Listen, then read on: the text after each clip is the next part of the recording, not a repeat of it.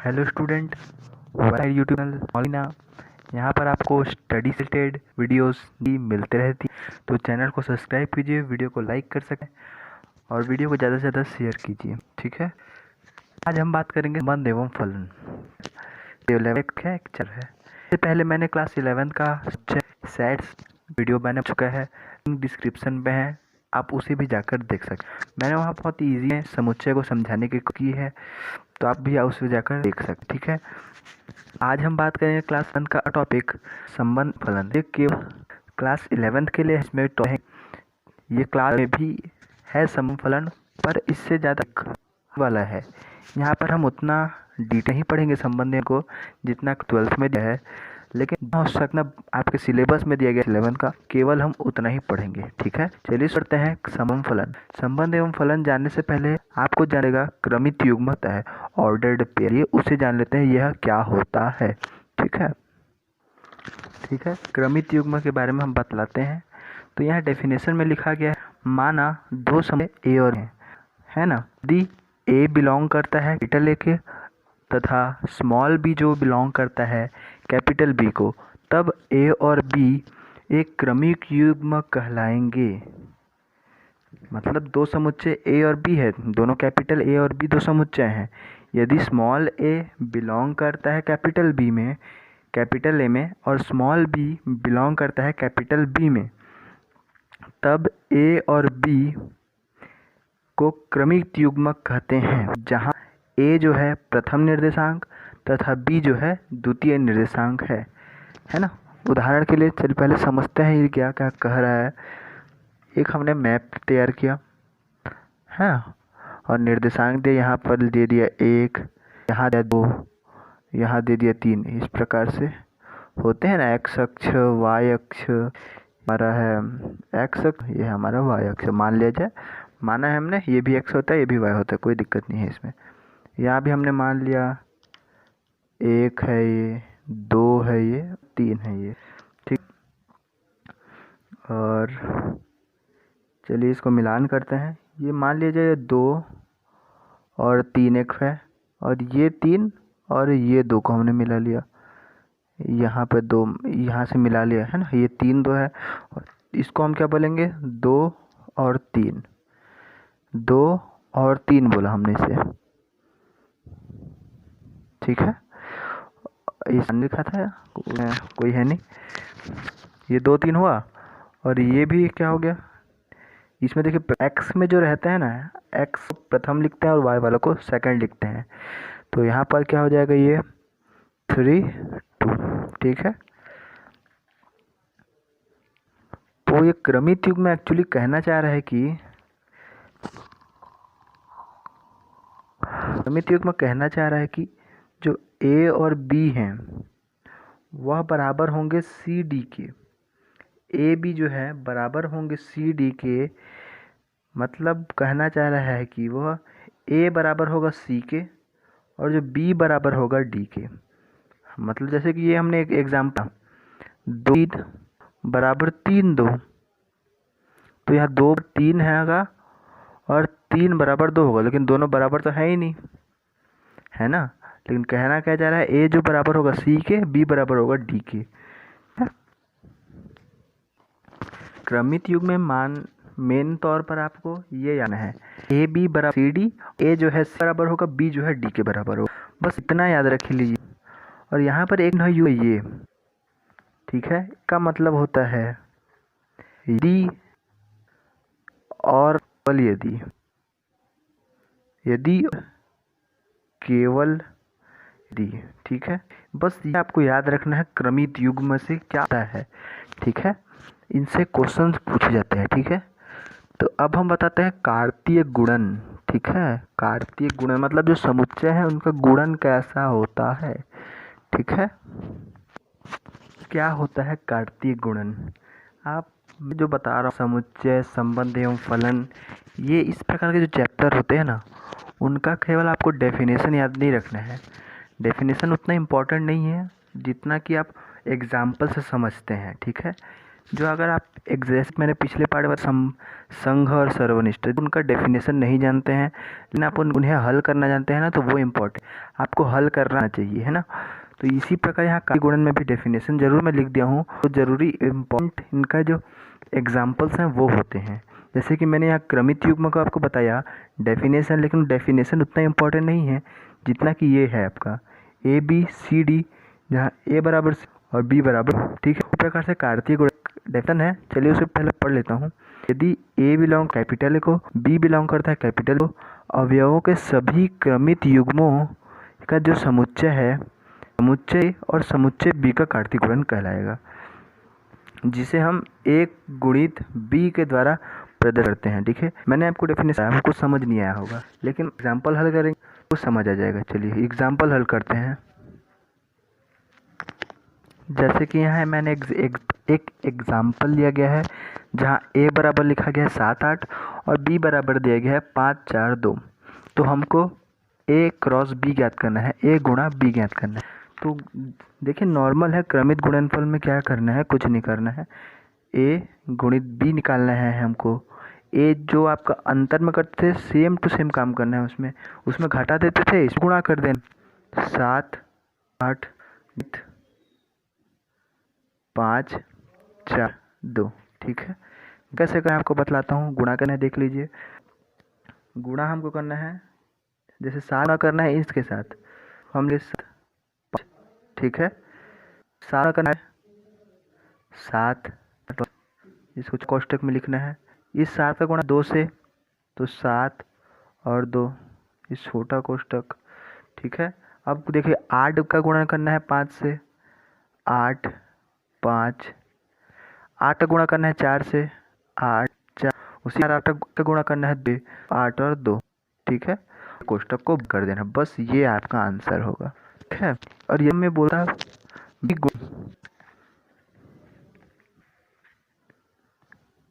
है ना, यहाँ बोल दिया आपको B गुणित A।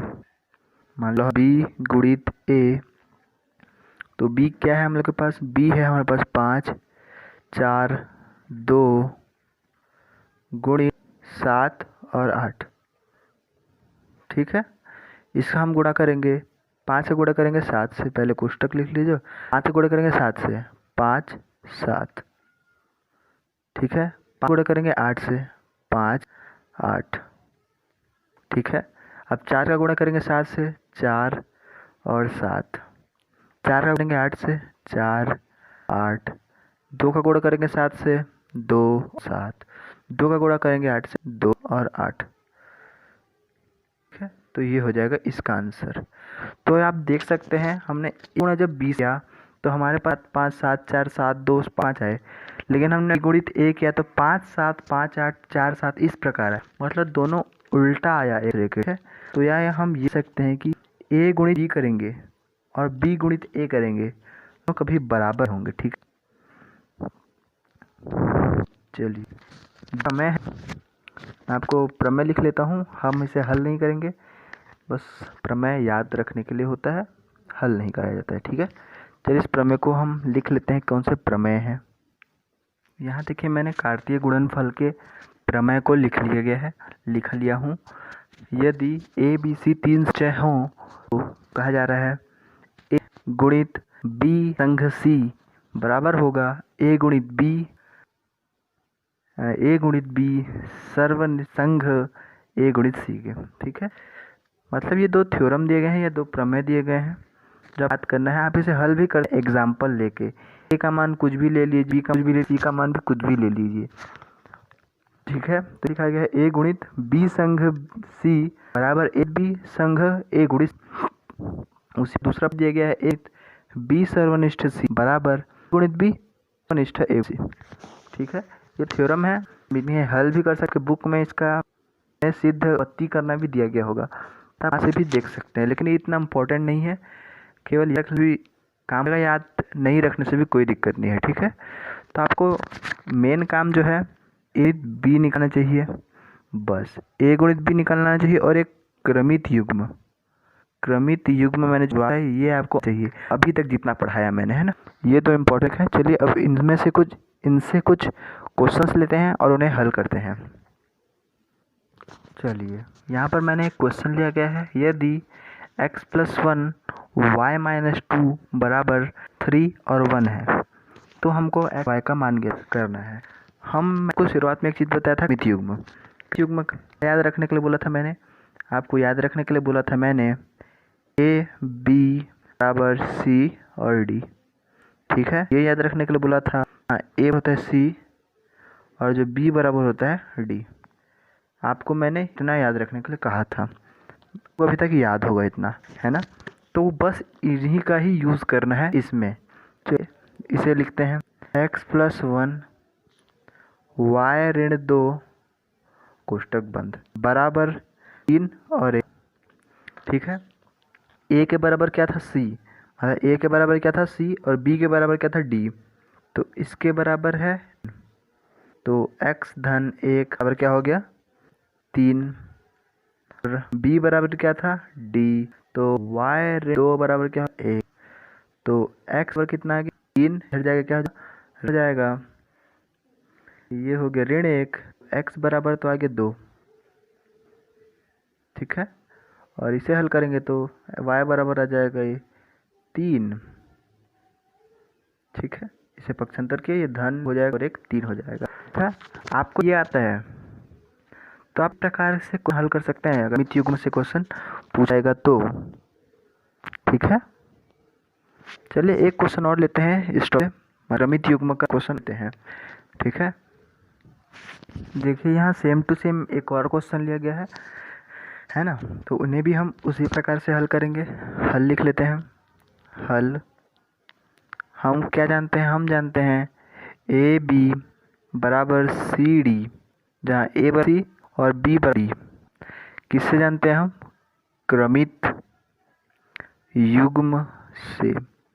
आपको इतना लिखना पड़ेगा, आपका अगर इस टाइप से क्वेश्चन लिखना है, हम जानते हैं सबसे क्रमित युग्म से जानते हैं, तो उसी प्रकार से हम इसे भी लिखते हैं। तो हम 3 धन 1 ऋण y ऋण 2/3, ठीक है। तो यहाँ y/1 लिखा है, यहाँ पर लिख दिया मैंने, y/1 मतलब y ही होता है, बराबर बचा 5/3 1/3, ठीक है। अब वही करना है, a है हम मान लो, ये b है, ये c और ये, तो a जो बराबर c के बराबर होता है x/3 धन 1 बराबर 5/3, ठीक है। 3 धन 1 बराबर 5/3। हल करते हैं थोड़ा, तो x गुणा 3 गुणा करेंगे इससे 1 से, तो क्या हो जाएगा x धन 3 बटे में x से गुणा करेंगे 1 से, तो 3 हो गया, पूरे के 3 आ गया, बराबर है 5/3, ठीक है। अब तो क्या करना है, गुणा करना है दोनों का, तो 3 का गुणा कैसे हो जाएगा 3x, गुणा करेंगे 3 से तो 9 हो जाएगा, बराबर 3 का गुणा कर 5 से, तो 5 3 हो जाएगा 15, ठीक है। तो यहाँ लिख लेते हैं क्या 3x धन 9 बराबर कितना हो गया 15, तो 3x बराबर 15 ऋण 9 को पक्षांतर ऋण हो गया, तो 3x बराबर में 9 क्या हो गया 6, तो बराबर कितना हो गया 6/3, तो बराबर आ गया 3 दूनी, तो यहाँ पर x बजवाया पास y2, उसका y निकाल, चलिए y निकालते हैं। चलिए y निकालने के लिए हमने लिख लिया y ऋण 2/3 बराबर 1/3, 3 का गुणा करेंगे 3y ऋण 2 से 3 आएगा बराबर 1/3, फिर ये गुणा करेंगे, 3 गुणे पर आ जाएगा 3 3 के 9 ऋण 3 दूनी 6 बराबर 3 एकम 3, ठीक।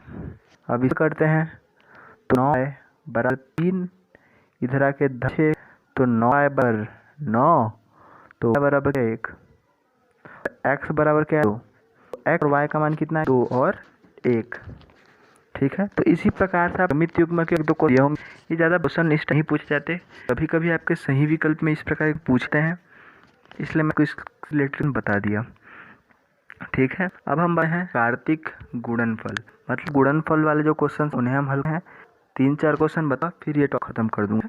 इंपॉर्टेंट क्वेश्चन होंगे, वो एग्जाम पूछे जाते क्वेश्चन को मैं बता देता हूँ। बाकी जो छूट जाते हैं मुझे इंस्टाग्राम पे फॉलो किया, आप पूछ सकते हैं मुझे, या कमेंट बॉक्स पे आ सकते हैं, ठीक है। मैं उसका आंसर जरूर दूंगा। चलिए मैंने यहाँ एक क्वेश्चन लिया है, यदि ए बराबर दिया गया है 1 2 3 तो ए गुणित ए ही करना है, हमको ए गुणित ए ज्ञात करना है, ना कि ए गुणित बी। ठीक है, चलिए हल लिखते हैं। हल तो ए गुणित मतलब क्या होगा, 1 2 3 गुणित 1 2 3। और गुणा कैसे करते हैं आपको आता ही है। एक का गुणा करेंगे 1 से तो जाएगा 1 1, का गुणा करेंगे से तो 1 2, 1 का गुणा 3 से तो 1, 2 का गुणा 1 से तो 2 1, 2 करेंगे 2 से 2 2, 2 करेंगे 3 से तो 2 3, 3 का गुणा 1 से तो 3 1, 3 का गुणा करेंगे 2 3 2, 3 का गुणा 3 से करेंगे 3। ठीक है, तो ये हो जाएगा आपका आंसर। सिंपल है गुणा करना, है ना, बस करना मत है, आराम से कर सकते हैं। ठीक है, उसी प्रकार से यदि इसे हम 3 बार गुणा करना होता तो क्या करते, हम इसे 3 बार गुणा करना होता तो क्या करते, इसके साथ गुणा करते और 1 2 3 लिख देते बस। फिर जो आया फिर एक बार करते, जैसे इन सभी का गुणा फिर से एक बार करते। ठीक है, 3 बार गुणा करना पड़ता बस उसे। ठीक है, चलिए एक क्वेश्चन देते हैं। चलिए यहाँ तो अगला क्वेश्चन ही आ गया 3 बार गुणा करने का, तो चलिए हल करते हैं। हल 3 बार गुणा करने के लिए पहले हम 2 बार गुणा कर ले, 2 बार गुणा करने के बाद जो आंसर आ जाएगा उस आंसर का तीसरे बार से कर देंगे। ठीक है, हल क्या, पहले 1 गुणित ए कर लेते हैं तो जाएगा ऋण 1 गुणित ऋण 1 1। ठीक है, ऋण 1 का गुणा करेंगे ऋण तो 1 ऋण 1, का गुणा 1 से तो ऋण 1 का करेंगे ऋण 1 हो जाएगा 1 ऋण 1, 1 का गुणा करेंगे 1 से तो क्या आ जाएगा 1 और 1। ठीक है, तो ये तो हो गया ए गुणित ए, लेकिन हमको लाना गुणित ए गुणित ए। ठीक है, अब उससे आएंगे, जरा ध्यान दीजिएगा। ठीक है, अभी हमको निकालना है ए गुणित ए गुणित ए।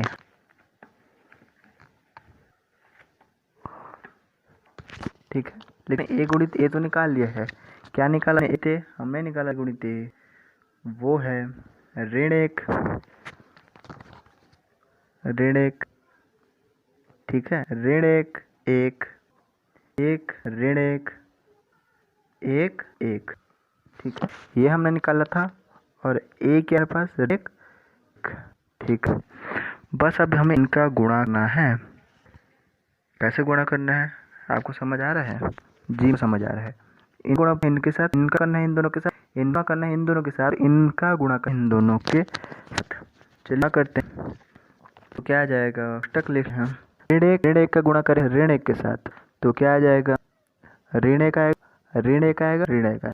ठीक है, आपको गुणा करना है, तो इसका गुणा, अब इसका गुणांगे 1 के साथ तो क्या आ जाएगा ऋण 1 और 1।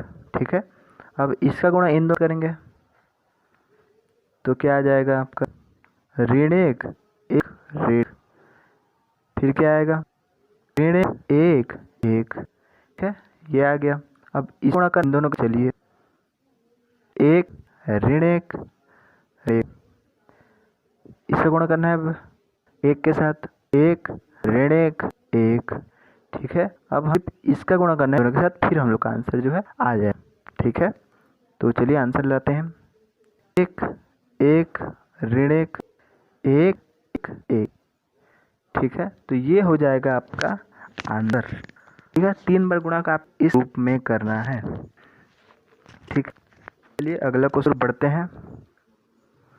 यहाँ एक क्वेश्चन लिया गया है, ए बराबर दिया गया है 1 2 3, सी बराबर दिया गया 3 5, तो हमें क्या है गुणित संग। दूसरा हमको याद करना ए गुणित बी सर्वनिष्ठ सी, तीसरा हमको करना है ए गुणित बी संघ ए, और याद करना है हमको ए गुणित बी सर्वनिष्ठ ए गुणित। ठीक है, यदि आपको, मैं आपको रिकमेंड करूँगा, यदि संघ सर्वनिष्ठ निकालना नहीं है तो मैं आपको मेरा पिछला समय की वीडियो देखने के लिए जरूर, वहाँ आपको ई में है सर्वनिष्ठ कैसे निकाला जाता है, संघ कैसे निकाला जाता है। ठीक है, वीडियो को जरूर देखिए, डिस्क्रिप्शन तो भी मैं हम हल कुछ नहीं आएगा, उस वीडियो को जाकर जरूर देखेंगे। ठीक है, इसे भी करते हैं। पहले लिखेंगे हल। क्या क्या हमको याद करना है ए गुणित बी संग। क्या पहले हमको बी संग याद करना पड़ेगा, तो करते हैं बी संग सी बराबर, बी क्या है हमारे पास 3 संग सी क्या है 5। संघ में क्या लिखा, संघ निकालेंगे तो संघ एक लिख कर आ जाता है, सभी को जाता है, और जो उष्ट होता है उन्हें लिखा जाता है। तो 2 5, ठीक है। तो ये हम किया, तो हम लिख सकते हैं ए गुणित बी संघ सी। ठीक है, ए कितना दिया गया है, ए दिया गया है 1 1 2 गुणित 2 गुणन और 5। ठीक है, अब हम आराम से निकाल सकते हैं क्योंकि अब हमें गुणा करना आता है। ठीक है, एक का गुणाएंगे 2 का गुणा करें 3 के साथ, एक का गुणा करेंगे 5 के साथ। उस को एक गुणा करना है, मतलब 2 के साथ, 2 का गुणा है 3 के साथ, 2 का गुणा करना है 5 के साथ। तो ये हो जाएगा नंबर, मतलब ए बी सी का आंसर ये है 1 2 1 1 2 2 3। ठीक है, उसी प्रकार से आपको ए गुणित बी सर्वनिष्ठ ज्ञान है। देखिए उल्टा यू यहाँ पे लिखा गया है, आपको ये भी ज्ञान है। चलिए कैसे ज्ञात करें, पहले आपको ज्ञात करना पड़ेगा कि बी सर्वनिष्ठ सी, बी के पास 2 3 सर्वनिष्ठ का चिन्ह 3 और 5। तो निष्ठ सर्वनिष्ठ जो है, जो दोनों में जो उभयनिष्ठ होता है सिर्फ उन्हीं को जाता है, और संघ में क्या होता है जो उभयनिष्ठ होता है उसे सिर्फ एक बार लिखा जाता है। ठीक है, और इसमें जो है उभयनिष्ठ को ही लिखा जाता है। 2 3 दोनों में से क्या उभयनिष्ठ है, 3 उभयनिष्ठ है, तो यहाँ पर संघ सी बराबर क्या आ गया 3। ठीक है, हाँ बी संघ सी, ए क्या 1 और 2, बी संघ सी कितना है 3, तो इन दोनों का हम गुणा करेंगे तो वो आ जाएगा 3 और 2 3। ठीक, ये आंसर हमने 2 आंसर निकाल लिए हैं, आंसर और निकालते। तीसरा में हमें क्या है ए गुणित बी संघ ए गुणित सी। ठीक है, पहले ए गुणित बी ए गुणित सी ज्ञात कर लेंगे, फिर हम निकाल देंगे, आंसर आएगा। चलिए ए बी लेते हैं, ए क्या है हमारे पास 1 2 गुणित बी क्या है हम लोग के पास 2 3। ठीक है, एक करेंगे गुणा करना है आपको, मैं लिख लेता हूँ। 1 का गुणा 2 से करें हो गया, 1 का गुणा करेंगे से 3, 2 का गुणा करेंगे 2 से तो 2, 2 का गुणा करेंगे 3 से तो 3। ठीक है, ए भी निकल गया। अब हम एक गुणित सी लेते हैं, 1 2 ठीक है 3 5। है, चलिए गुणा कर लें, गुणा करेंगे तो क्या हो जाएगा 1 3 होगा, 1 का गुणा 5 से करेंगे तो 1 5 होगा, गुणा करेंगे 3 से तो 2 3, ये 2 ये 3, और गुणा करेंगे 5 से तो 2 और 5। ठीक है, तो हमने गुणित बी ए गुणित का, अब इनका सर्व निकाल देंगे। ठीक, तो ए गुणित बी सर मतलब संघ लेंगे ए गुणित बी का। ठीक है, तो हमारे पास क्या आएगा, हमारे पास आएगा क्या आएगा, पहले लेते हैं क्या क्या आया है। हमारे पास ए गुणित बी है 1 2 1 3 2 2 2 3 है। ठीक है, और संघ हमारा जो आया है ए गुणित सी हुआ है 1 3 1 5 2 3 और 2 5। ठीक, हमारे ये आए हैं, हमको क्या निकालना है। संघ में सभी को लिखा जाता है, और जो दोनों में ए और बी दोनों में जो है, मतलब इन दो गुणन और इन दोनों के जो गुणन में जो कॉमन है केवल लिखा जाता है। चलिए 1 2 बोले हमने 1 3 1 3 इसमें भी है, बार लिखेंगे सिर्फ 1 3 2 2 2 2 3 इसमें भी 2 3 है 3, और बाकी जस्ट उतार दिया जाएगा 1 पर 2 5 1 5 और 2 5। ठीक है, ये है सर। संघ में क्या होता है सभी को है, और जो दोनों में उपस्थित होता है, जिन दोनों का संघ है ना उन दोनों उपस्थित होता है, हम एक ही हो जाता है। यहाँ पर 1 3 1 और 2 3 और 2 3 दोनों में अर्थात हमने एक ही बार उससे लिखा, हम संघ कहते हैं। इनका सर्व निकाल लेते हैं। चौथा चौथा नाम इनका सर्वनिष्ठ। ए गुणित बी सर्वनिष्ठ ए गुणित सी। तो हमारे पास ए गुणित बी गुणित सी है, तो उनका सर्वनिष्ठ लेते हैं। ए गुणित बी क्या है? गुणित बी है 2, 1 3, 2 2, 2 3। ठीक है, ये सर्वनिष्ठ है। और ए गुणित सी क्या था? 1 3, 1 5, 3 2 5। इसमें हम क्या करते हैं, दोनों में उभयनिष्ठ है, उन्हीं को लिखें। क्या उभयनिष्ठ है? 1 3 उभय है और 2 उभयनिष्ठ है, बस हम उन्हीं को ही आंसर में लिख देंगे। 1 और 2 3 हो जाएगा आंसर। ठीक है, इस साथ अभी हल करते हैं। ठीक है, अगला क्वेश्चन की ओर बढ़ते हैं।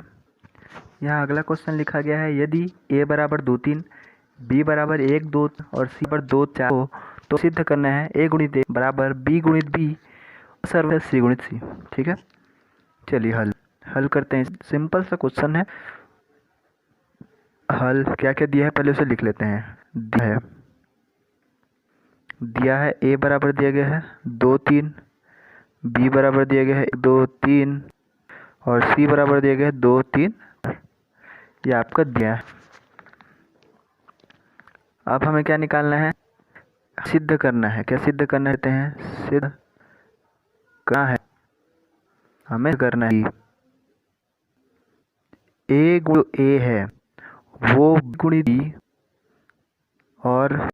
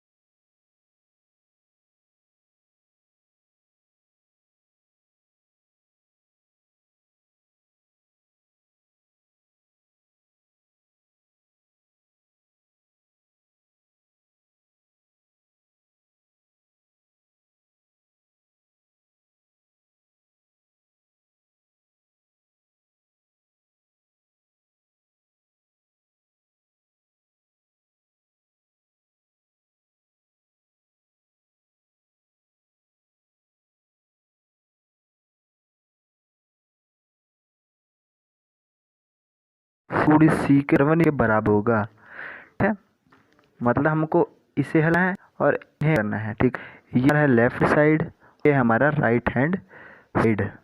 लेफ्ट हैंड साइड ये राइट हैंड साइड आता है, वो क्वेश्चन सिद्ध है, प्रूफ हो जाता।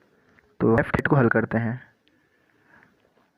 Left hand side, left hand side में क्या है, ए गुणित ए निकालना है। ए गुणित ए निकाल लेते हैं। यह है 2 3 गुणित 2, हल करेंगे तो गुणा करेंगे 2 2 2 3 3 2 3 3।